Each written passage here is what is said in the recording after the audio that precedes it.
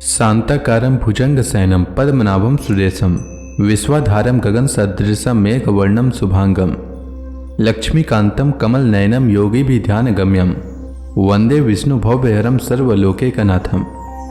मंगलम भगवान विष्णु मंगलम गरुड़ध्वज मंगलम पुंडरीकाक्ष मंगलाय तनोहरि। ओम नमो भगवते वासुदेवाय। आज का दिन आप सभी के लिए मंगलमय हो। आइए सुनते हैं चैत्र मास कथा का 10वां अध्याय। श्री सुखदेव जी कहते हैं, राजन, एक बार सिंधु 100 वीर देश का स्वामी राजा रहुगण पालकी पर चढ़कर जा रहा था। जब वह इक्षुमती नदी के किनारे पहुंचा तब उसकी पालकी उठाने वाले कहारों के जमादार को एक कहार की आवश्यकता पड़ी।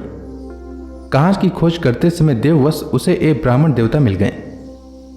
इन्हें देखकर उसने सोचा, यह मनुष्य हृष्ट पुष्ट जवान और गठीले अंगों वाला है, इसलिए यह तो बैल और गधे के समान अच्छी तरह बोझा ढो सकता है। यह सोचकर उसने बेगार में पकड़े हुए अन्य कहारों के साथ इन्हें भी बलात् पकड़कर पालकी में जोड़ लिया। महात्मा भरत जी यद्यपि किसी प्रकार इस कार्य के योग्य नहीं थे, तो भी वे बिना कुछ बोले चुपचाप पालकी को उठा ले चले। वे द्विजवर, कोई जीव पैरों तले दब न जाए, इस डर से आगे की एक बाण पृथ्वी देखकर चलते थे, इसलिए दूसरे कहारों के साथ उनकी चाल का मेल नहीं खाता था। अतः जब पालकी टेढ़ी सीधी होने लगी तब यह देखकर राजा रहुगण ने पालकी उठाने वालों से कहा, अरे कहारो, अच्छी तरह चलो, पालकी को इस प्रकार ऊंची नीची करके क्यों चलते हो।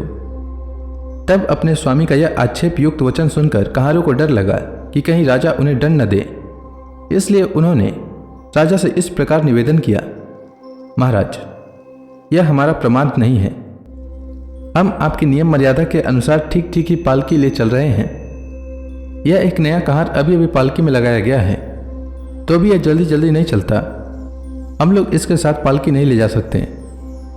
कहारों के ये दिन वचन सुनकर राजा रहुगण ने सोचा, संसर्ग से उत्पन्न होने वाला दोष एक व्यक्ति में होने पर भी उससे संबंध रखने वाले सभी पुरुषों में आ सकता है, इसलिए यदि इसका प्रतिकार न किया गया तो धीरे धीरे ये सभी कहार अपनी चाल बिगाड़ लेंगे। ऐसा सोचकर राजा रहुगण को कुछ क्रोध आ गया। यद्यपि उसने महापुरुषों का सेवन किया था, तथापि क्षत्रिय स्वभाववश बलात् उसकी बुद्धि रजोगुण से व्याप्त हो गई और वह उन द्विज श्रेष्ठ से, जिनका ब्रह्म तेज भस्म से ढके हुए अग्नि के समान प्रकट नहीं था, इस प्रकार व्यंग से भरे वचन कहने लगा, अरे भैया, बड़े दुख की बात है, अवश्य ही तुम बहुत थक गए हो। ज्ञात होता है तुम्हारे इन साथियों ने तुम्हें तनिक भी सहारा नहीं लगाया। इतनी दूर से तुम अकेले ही बड़ी देर से पालकी ढोते चले आ रहे हो। तुम्हारा शरीर भी तो विशेष मोटा ताजा और हट्टा कट्टा नहीं है, और मित्र, बुढ़ापे ने अलग तुम्हें दबा रखा है। इस प्रकार बहुत ताने मारने पर भी वे पहले की भांति चुपचाप पालकी उठाए चलते रहे। उन्होंने इसका कुछ भी बुरा न माना, क्योंकि उनकी दृष्टि में तो पंचभूत, इंद्रिय और अंतःकरण का संघात यह अपना अंतिम शरीर अविद्या का ही कार्य था। वह विविध अंगों से युक्त दिखाई देने पर भी वस्तुतः था ही नहीं, इसलिए उसमें उनका मैं मेरेपन का मिथ्या अध्यास सर्वथा निवृत्त हो गया था और वे ब्रह्म रूप हो गए थे। किंतु पालकी अभी भी सीधी चाल से नहीं चल रही है। यह देखकर राजा रहुगण क्रोध से आग बबूला हो गया और कहने लगा, अरे यह क्या तू जीता ही मर गया है? तू मेरा निरादर करके आज्ञा का उल्लंघन कर रहा है। मालूम होता है तू सर्वदा प्रमादी है। अरे जैसे दंड पाणी यमराज जन समुदाय को उनके अपराधों के लिए दंड देते हैं, उसी प्रकार मैं भी अभी तेरा इलाज कर देता हूं, तब तेरे होश ठिकाने आ जाएंगे। रहुगण को राजा होने का अभिमान था, इसलिए वह इस प्रकार बहुत सी अनाप शनाप बातें बोल गया। वह अपने को बड़ा पंडित समझता था, अतः रजतम युक्त अभिमान के वशीभूत होकर उसने भगवान के अनन्य प्रीति पात्र भक्तवर भरत जी का तिरस्कार कर डाला। योगेश्वरों की विचित्र कहानी करने का तो उसे कुछ पता ही नहीं था।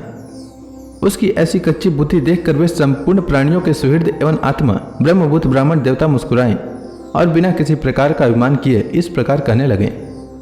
जड़ भरत ने कहा, राजन, तुमने जो कुछ कहा वह यथार्थ है, उसमें कोई उलाहना नहीं है। यदि भार नाम की कोई वस्तु है तो ढोने वाले के लिए है, यदि कोई मार्ग है तो वह चलने वाले के लिए है। मोटापन भी उसी का है। यह सब शरीर के लिए कहा जाता है, आत्मा के लिए नहीं। यानी जन ऐसी बात नहीं करते।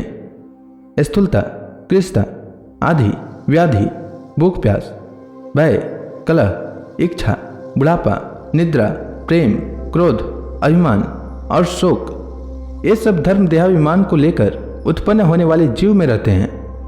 मुझ में इनका लेस भी नहीं है।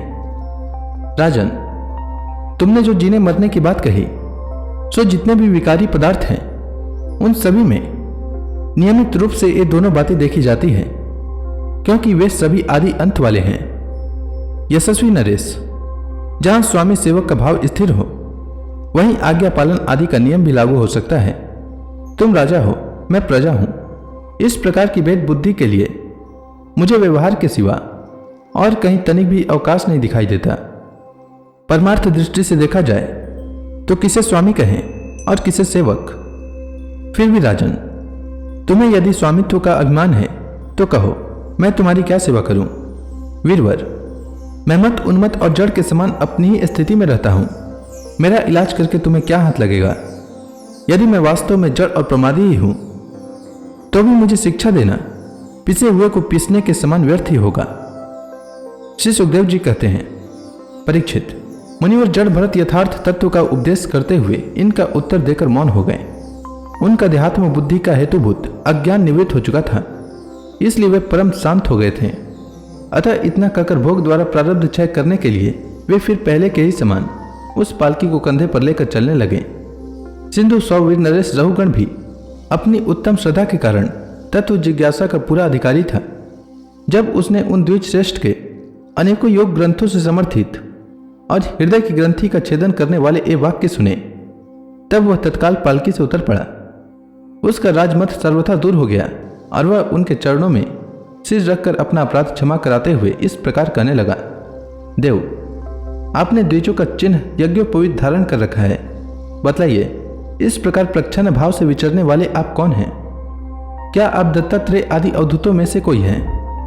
आप किसके पुत्र हैं? आपका कहाँ जन्म हुआ है और यहाँ कैसे आपका पदार्पण हुआ है?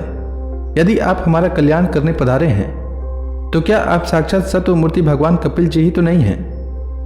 मुझे इंद्र के वज्र का कोई डर नहीं है, न मैं महादेव जी के त्रिशूल से ही डरता हूं और न यमराज के दंड से ही। मुझे अग्नि, सूर्य, चंद्र, वायु और कुबेर के अस्त्र शस्त्रों का भी कोई भय नहीं है, परंतु मैं भगवत भक्त के अपमान से बहुत ही डरता हूं। अतः कृपया बतलाइए, इस प्रकार अपने विज्ञान और शक्ति को छिपाकर मूर्खों की भांति विचरने वाले आप कौन हैं? विषयों से तो आप सर्वथा अनासक्त जान पड़ते हैं, मुझे आपकी कोई था नहीं मिल रही है। साधो, आपके योग युक्त वाक्यों की बुद्धि द्वारा आलोचना करने पर भी मेरा संदेह दूर नहीं होता। मैं आत्मज्ञानी मुनियों के परम गुरु और साक्षात श्री हरि की ज्ञान शक्ति के अवतार योगेश्वर भगवान कपिल से यह पूछने के लिए ही जा रहा था कि इस लोक में एकमात्र शरण लेने योग्य कौन है? क्या आप वे कपिल मुनि ही हैं जो लोगों की दशा देखने के लिए इस प्रकार अपना रूप छिपाकर विचर रहे हैं? भला घर में आसक्त रहने वाला विवेकहीन पुरुष योगेश्वरों की गति कैसे जान सकता है? मैंने युद्धादि कर्मों में अपने को श्रम होते देखा है, इसलिए मेरा अनुमान है कि बोझा ढोने और मार्ग में चलने से आपको भी अवश्य ही होता होगा। आपने जो दंड आदि की व्यर्थता बताई, सो राजा तो प्रजा का शासन और पालन करने के लिए नियुक्त किया हुआ उसका दासी है। उसका उन्माद आदि को दंड देना पिसे हुए को पीसने के समान व्यर्थ नहीं हो सकता, क्योंकि अपने धर्म का आचरण करना भगवान की सेवा ही है। उसे करने वाला व्यक्ति अपनी संपूर्ण पाप राशि को नष्ट कर देता है। तीन बंधु, राजत्व के अभिमान से उन्मत्त होकर मैंने आप जैसे परम साधु की अवज्ञा की है। अब आप ऐसी कृपा दृष्टि कीजिए जिससे इस साधु अवज्ञा रूप अपराध से मैं मुक्त हो जाऊं। आप देहाभिमान शून्य और विश्व बंधु श्रीहरि के अनन्य भक्त हैं, इसलिए सब में समान दृष्टि होने से इस मान अपमान के कारण आप में कोई विकार नहीं हो सकता। तथापि एक महापुरुष का अपमान करने के कारण मेरे जैसा पुरुष साक्षात त्रिशूल पाणी महादेव जी के समान प्रभावशाली होने पर भी अपने अपराध से अवश्य थोड़े ही काल में नष्ट हो जाएगा। तो इसी के साथ यह अध्याय समाप्त हुआ। इसके बाद भरत जी ने क्या कहा यह मैं कल के अध्याय में सुनाऊंगा। तब तक के लिए भगवान हरि का नाम लेते रहें। तो प्रेम से बोली भगवान विष्णु की जय, श्री कृष्ण भगवान की जय, समस्त देवी देवताओं की जय।